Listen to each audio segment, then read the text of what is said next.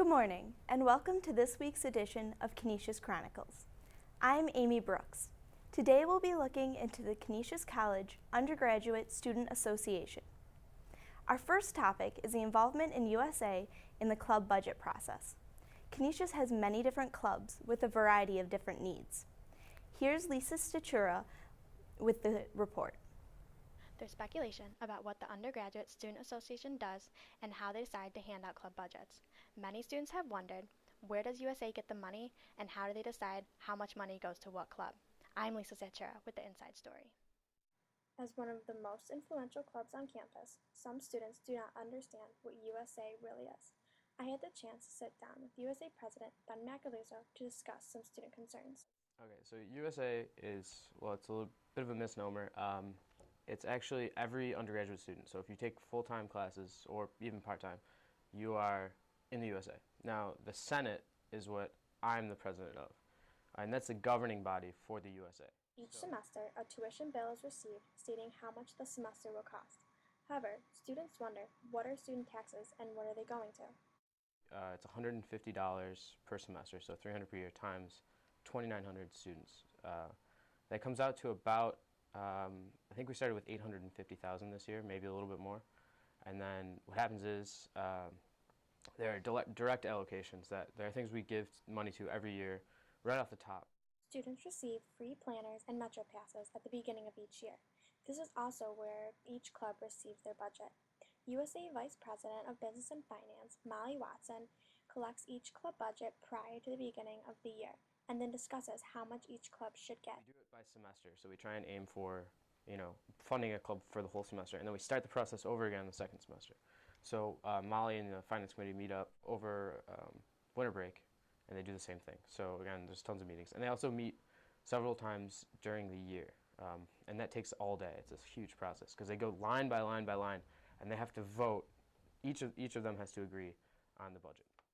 Although the Senate oversees about 125 clubs, many students do not know the criteria behind receiving a proper budget. After submitting the proper forms and receiving the yes from the Senate, they can go online and fill out a budget form. With this budget form, all they ask for is evidence. If you say, hey, we want to go to the zoo, date to be determined, and zoo tickets, $10 times 50, and it's like, refreshments, $10, something like that. We don't want to see like rounded numbers. We want to see, oh, here's a printout of the zoo website that says tickets are $15.99, and here's the receipt, or the email conversation we had with the bus driver who, says he can take us for this amount of money. So if it's straightforward like that, we look at the total cost of the budget and we say, okay, so how much money is it compared to how many students is it affecting?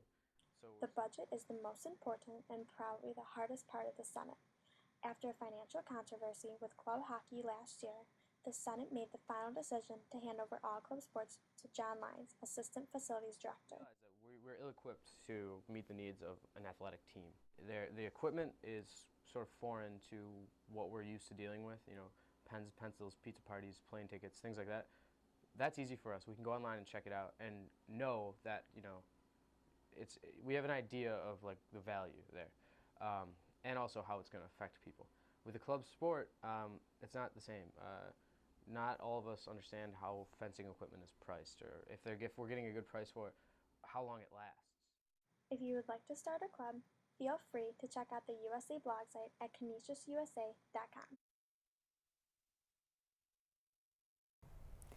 Thanks for the information and numbers, Lisa.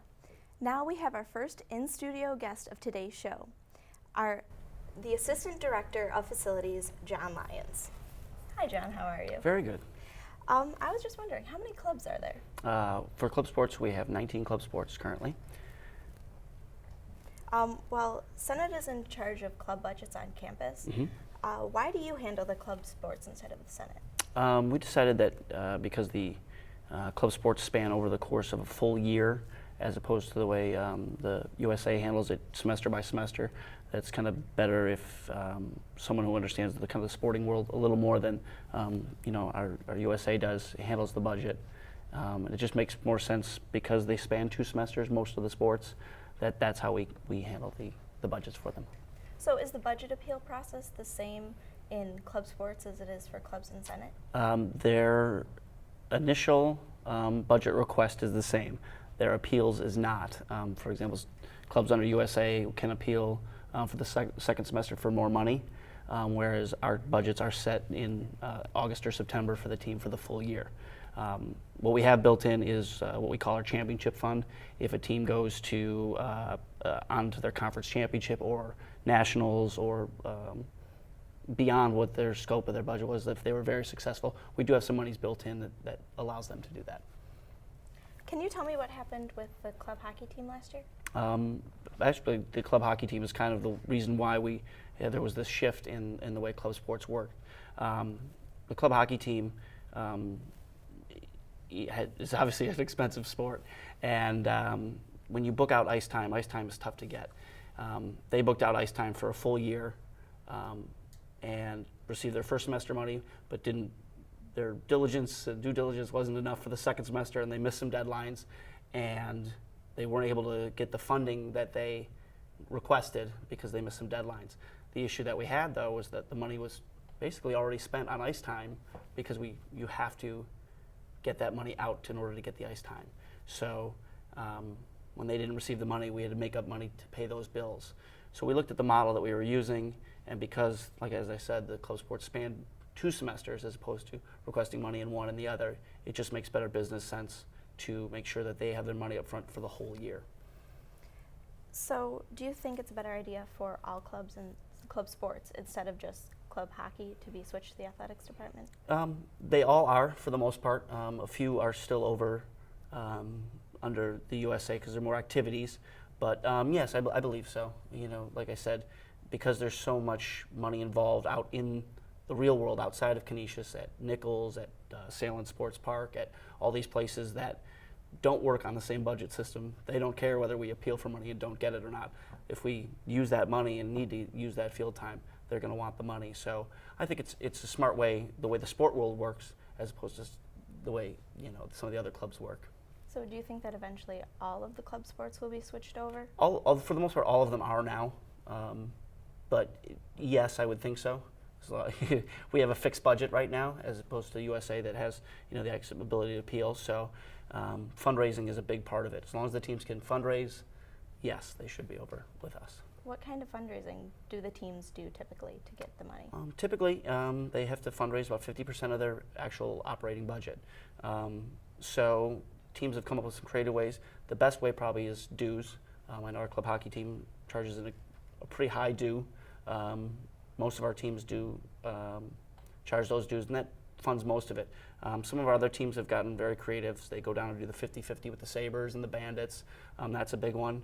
Many of our clubs work with our athletics department on doing chuck-a-puck at hockey games, or I don't know if you've been to the lacrosse games where they do the ball toss at half. So everybody's done candy sales. They've found ways to generate money, and you can kind of see how involved the students are and how much they really enjoy the clubs and the activities because of the amount of fundraising and work they're doing. Thank you. So I have one last question. Is Lions Hall named after you? It's sort of. It's the money was donated by my father's cousin, who donated the money in honor of the many, many Lionses that have gone here, including myself. There's, I think, at last count, about 50 of us. Oh, wow. In our bloodline that have come to Canisius. We're Canisius gold and blue through and through. But yeah, so kinda. Well, thank you for coming in today. Well, thank you for having me. I appreciate it. You may be wondering how senators who make decisions for the entire student body are elected. Here's Katie Cosgrove with the answers. I'm Katie Cosgrove, reporting for the Canisius Chronicles on the upcoming elections for the Undergraduate Student Association. Many people argue that Senate doesn't accurately depict what the Canisius students want, and I'm here to see how much of the population really votes in elections. Elections will take place in the end of April, and a new system might help increase the amount of people voting for their leaders. If you could guess, how much of the Canisius population do you think actually votes in the Senate elections? Well, I said 10%. I don't have to guess. It's actually 10%. It's been about a solid 10% for a while.